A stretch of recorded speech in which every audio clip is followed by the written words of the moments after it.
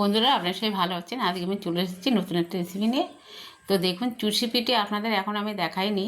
তো আমি চুষি পিঠে তো অনেক রকম আপনারা বানান, ময়দা দিয়ে, আটা দিয়ে, চালের গুঁড়ো দিয়ে। আমি মানে সুজি দিয়ে বানাবো। এই কাপের 1 কাপ সুজি নিয়ে নিলাম। আর এই সুজিটা এখন আছে এতে সুজির প্যাকেট। তো দেখুন আমি কীভাবে আজকে এই চুষি পিঠাটা বানাচ্ছি, প্রথম তো শেষ পর্যন্ত অবশ্যই দেখবে। তো আমি এই কড়াইতে তাওয়া একটু নাড়াচাড়া দিয়ে ভেজে নিয়েছি, যতক্ষণ কাঁচা গন্ধটা চলে যাবে না যায় ততক্ষণ ভাজবো। ভেজে নিয়ে নাড়াচাড়া দিয়ে ভাজা যাবে, তারপর দেখতে পাবে একটা সুজি ভাজার একটা গন্ধ আসছে। আর লালও কিন্তু হবে না, গ্যাসের এটা কমিয়ে দিয়ে করতে হবে। তারপর দেখা যাচ্ছে যখন ভাজার একটা সুন্দর গন্ধ বেরোচ্ছে তখন কিন্তু আর ভাজা লাগবে না। এদের জাল কমিয়ে দিয়ে আস্তে আস্তে এটা তৈরি করতে হবে।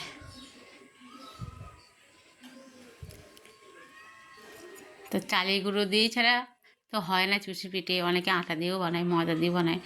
তো আজকেই বানাবো সুজি দিয়ে। এবার দেখুন 1 কাপ সুজিতে আমি এই কাপের 2 কাপ দুধ নিয়ে নেব।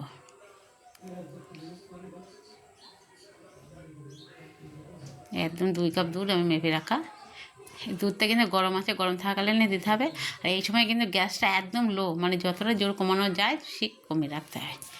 হালকা পরিমাণে একটু তবে চিনি দিয়ে দেবো, দিয়ে সুন্দর করে নাড়াচাড়া দিয়ে দিতে। এটা কিন্তু এই দেখুন মিষ্টি লবণ দিয়ে দেবো, চিনি বা লবণ দিয়ে দেবো হালকা একটু দিয়ে। এবারে সুন্দরভাবে এটাকে একটা ডো তৈরি করে নেব। এটা যে সুজি দিয়ে বানান সেটা আপনারা বুঝতেই পারবেন না, কিন্তু এর বানানোর কাছে আর মাগার কাছে সব কিছু এ শুকিয়ে আসছে, প্রায় হয়ে গেছে আমার। এই দেখুন হয়ে গেছে ডোটা আমার, একটা দলা তৈরি হয়ে গেছে। এবার আমি এটাকে তুলে নেব।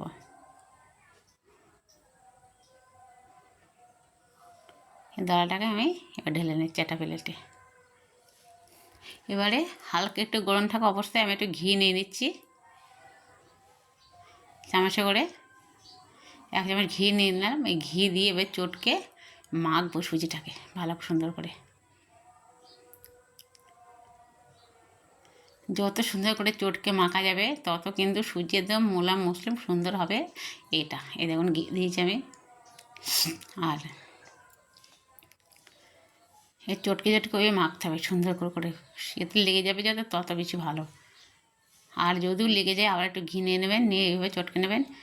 একটু গরম থাকাকালীন চটকে চটকে সুন্দর করে মেখে নিতে হবে। এই দেখুন একদম হয়ে গেছে, কিন্তু একটু সুজির দানা আছে বলে মনে হচ্ছে না, দেখছেন কত সুন্দরভাবে হয়ে গেছে। এবার সুন্দরভাবে মাখা হয়ে গেছে। এবার আমি চুষি পিঠাটা কাটার জন্য সামান্য একটু একটু করে ও থেকে একটু সামান্য একটু একটু করে নেবো আর হাতে এটা বানাবো কেটে কেটে। আর বানানোর সময় কিন্তু আপনারা একটা থালা নেবেন বা প্লেট নেবেন, যেটা নেবেন তাতে একটু আটা বা চালের গুঁড়ো ছড়িয়ে নেবেন। নিয়ে তারপর সুজি পিঠেগুলো দেখুন সামান্য একটু একটু নেবেন, নিয়ে হাতে এইভাবে ডলা দিলেই কিন্তু পিঠে তৈরি। এই দেখুন ঠিক ওইভাবেই হয়ে যাবে, একটু হাতে নিয়ে ডলা দেওয়ার সাথে সাথে হয়ে যাবে। এই দেখুন, এই দেখুন সামান্য একটু একটু করে কিন্তু নিচ্ছি। আর এই দেখুন ওখানে কটা বানিয়ে নিয়েছি, একইভাবে কিন্তু সবগুলোই হচ্ছে। এই দেখুন এবার আমি বাকিগুলো সব এইভাবে বানিয়ে নেব একইভাবে।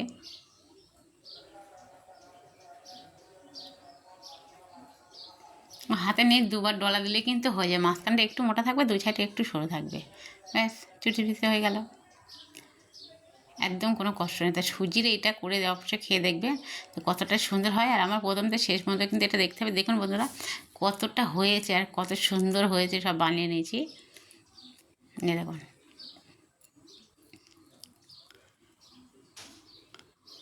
কত সুন্দরভাবে হয়েছে দেখুন, আর এতটা বানিয়ে নিয়েছি। তার এদিকে আমি পাটালি দেবো, তার জন্য পাটালি একটু গলিয়ে নিচ্ছি। এদিকে পাটালিটা গলিয়ে নিচ্ছি আমি, এদিকে চিনি দিয়ে করবো না, পাটালি দিয়ে করবো। চুচি পিঠাতে দুধ দেবো, দুধটাও করে তৈরি করে নেবো। আর এদিকে আমি তেল দিয়েছি, তেলটা গরম হয়ে গেছে। এবার আমি এই পিঠেগুলো এতে সব দিয়ে ভাজা করে নেবো।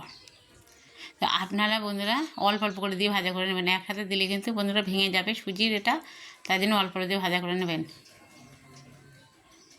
আমি এটাই একসাথে দিয়ে দিচ্ছি, ভেবেছিলাম তাড়াতাড়ি ভাজা হয়ে যাবে ভালো, কিন্তু একসাথে দেওয়ার কারণে কিন্তু আবার কিছু পিঠে ভেঙে গেছে, চুষি পিঠে।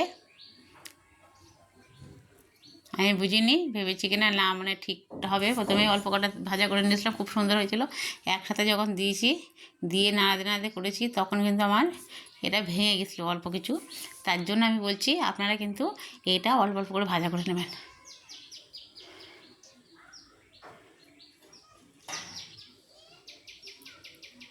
এটা আস্তে আস্তে ওই যে ওইভাবে নাড়া দিলে কিন্তু ভেঙে গলে যাবে, এখন ওইভাবে নাড়াটা দেবেন না। আর এটাকে অল্প অল্প করে দিয়ে এবারে 4-5 বারে ভেজে নেবেন। যদি এতটা আমার মতন বানিয়ে থাকে তাহলে ভেজে নেবেন, নিয়ে তুলে নেবেন। হাফ ভাজা হয়ে গেলে তুলে নেবেন, নিয়ে রেখে তারপরে এদিকে দুধ তো তৈরি করে নেবেন, তার মধ্যে তো সেগুলো দেবেন, সেগুলো দেখাচ্ছি। এবার আমি কিন্তু দুধ তৈরি করে নিয়েছি, দুধটা ঘন করে বানিয়ে নিয়েছি, তাতে এলাচ দানা দিয়ে দিলাম, আর এবার মিষ্টি দিয়ে দেবো, দিয়ে সুন্দর করে তারা ফুটিয়ে নেবো, যেন সুন্দর করে বেশি পাতলা করে নিই আমি। আর এই দেখুন পাটালিটা আমি দিয়ে দিচ্ছি, গলিয়ে রেখেছিলাম সুন্দরভাবে।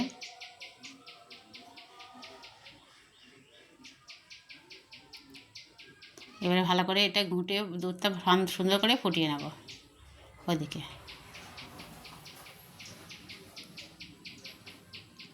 আর ওই পাশে থেকে ওটা ভাজা হচ্ছে, ওটাকে ভাজা করে তুলে তারপরে এতে দিয়ে দেবো। আস্তে আস্তে চামচ থেকে সরে যাবার দেখুন সুন্দর একটা কালার হয়ে চলে এসছে। এবার আমি এগুলো ভাজা হয়ে গেছে, আমি তুলে নিচ্ছি।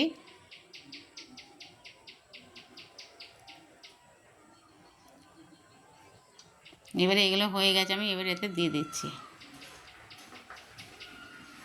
দিয়ে ঠিক এরকমই থাকবে। আমি একটুখানি ফোটার পরে আমি এটাকে অল্প একটু ফুটিয়ে নেবো, নিয়ে তারপরে ঢেকে রাখবো, কিছুটা ফুটিয়ে নেবো বন্ধুরা। ফুটিয়ে নিয়ে আর পরে তারপরে ঢেকে রাখবো, দেখবেন সব দুধগুলো টেনে নেবে এর ভিতরে, আর সুন্দর একটা কালার, একটা সুন্দর দেখতে চলে আসবে।